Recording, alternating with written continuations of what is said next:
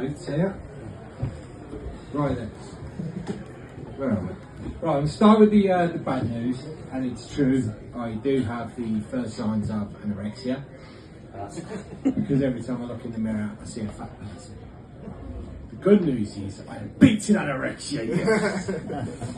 It's true I am overweight. My pronouns are he, ate them. And that's how I identify anyway. According to survey suggestions, I'm a family of four, I think.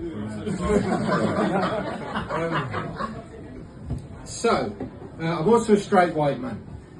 I didn't get the euphonic roar that I was expecting. No, I am a straight one. The reason I bring that up is I shave my head. And I shave my head out of choice because it's easier. I have very thick hair, it grows very fast, it's just easier. You know. I'd say that's beautiful, that hair.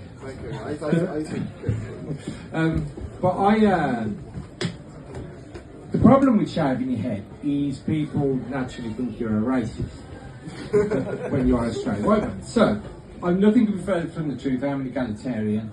I pretty much believe everyone is equal. You could name a race, a religion, a country, an age group, legal age group, a height, a weight. I have been turned down by women from all of them. I believe in equal opportunity.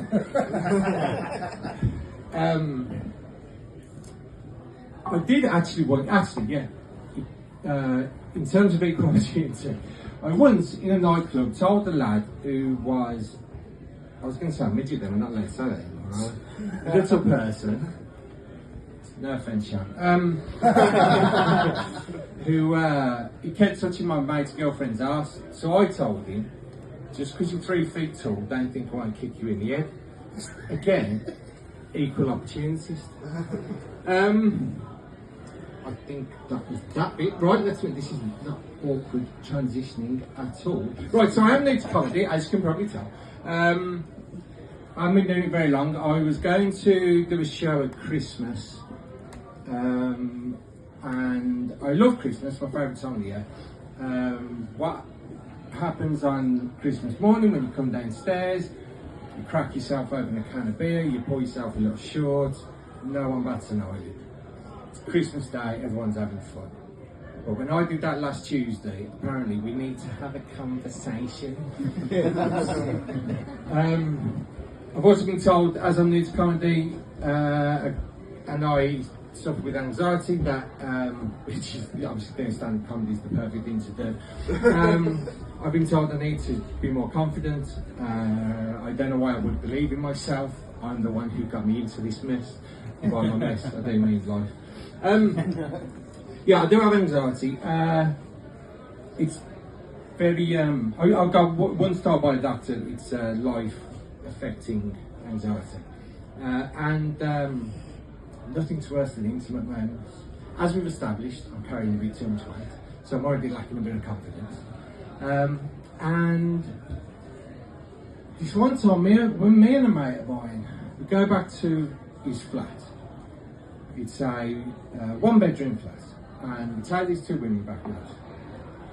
And at this stage, I need to mention my mate's cock is enormous.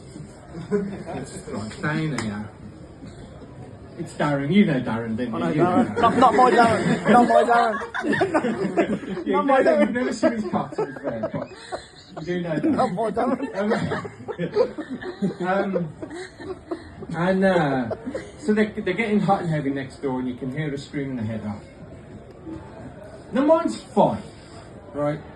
It's fine. It's somewhere between, that's nothing to be ashamed of, and that's a little bit underwhelming for a human being your size.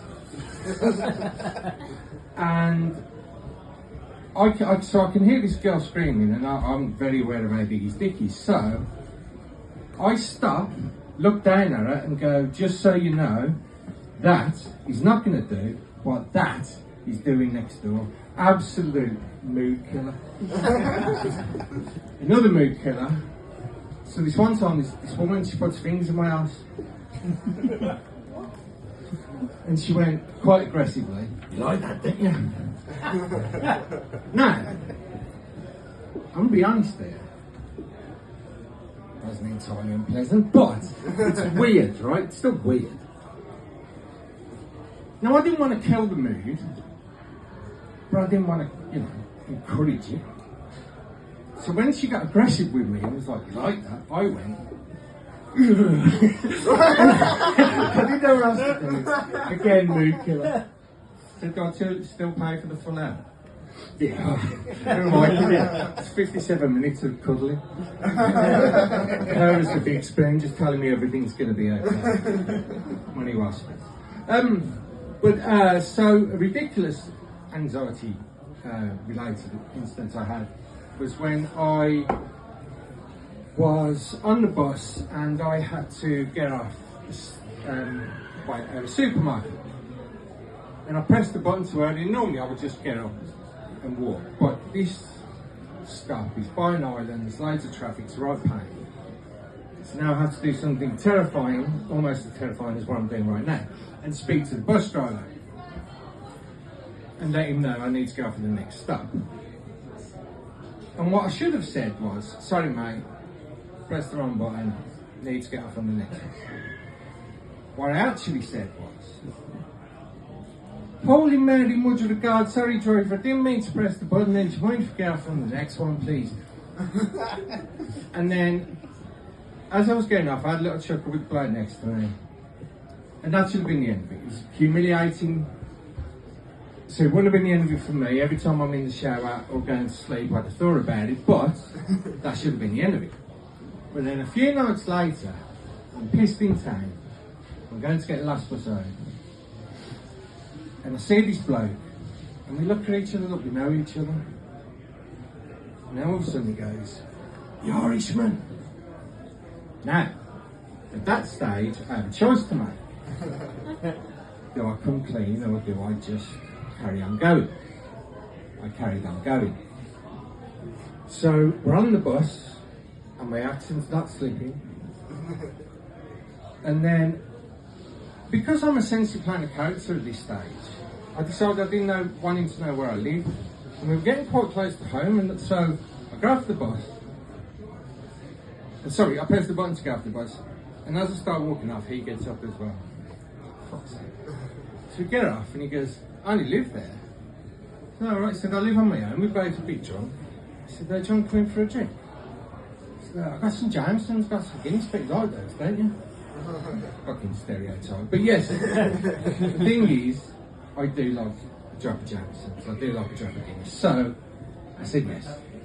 And I carried on, and we, at no point did it stupid. If anything, I had an out-of-body experience, sort of looking at myself going, "Why can you not be as charming as the fucking Irishman?" Don't know why I had sex with him at the end of the night, that could have been I really do love me some Jamesons.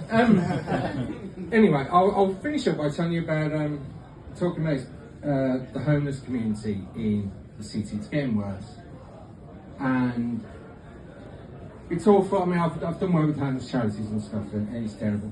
I've noticed that they're getting a lot more brazen lately. So they've gone from, if you say, "Have you got any change?" they say, and I say no. They then ask, "Well, can you get a cash bar and get me a tenner?" A tenner? But I'll be honest, comedy's the closest thing I've got to a job, and it costs me money to do. No, brother, I haven't got a tenner. The most brazen incident I've seen, I was walking down, I think it was Temple Street, and I'm walking past and I see this homeless bloke out the corner of my eye. I notice he's moving kind of funny, so I have a look into it to just sort of check he's okay. He was more than okay, he was cracking one, eh? Now the thing is, we made eye contact, and he didn't stop, and I didn't look away. And what was probably about 5 seconds felt like 10 minutes. In my head now, it's got that homoerotic. There was like porn music and all sorts going on. But yeah, he just kept going. I finally snapped out of it. But I'll leave it on a good note, which was, as I was walking away, I heard him finish. Gotta be honest, I took that as a compliment. Cheers. Was he fantastic? Down to earth.